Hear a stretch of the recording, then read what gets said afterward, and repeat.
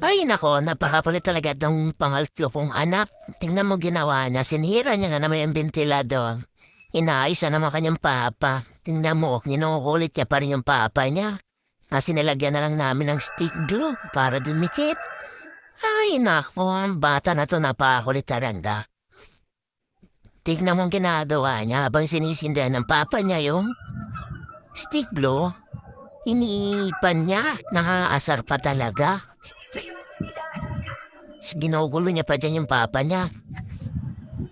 Hindi ba? Ay, nakong bata ka. May atsin pa. Napakakulit talagang bata na to. Inama, ginugulo niya pa yung papa niya. Sa aulitan niya, pangalawang LC na bili ng papa niya. Naku, kano pa naman yung LC? 90 isa. Kaya tong bata na to, naiinis na kami pero hindi pwede paluin kasi bata.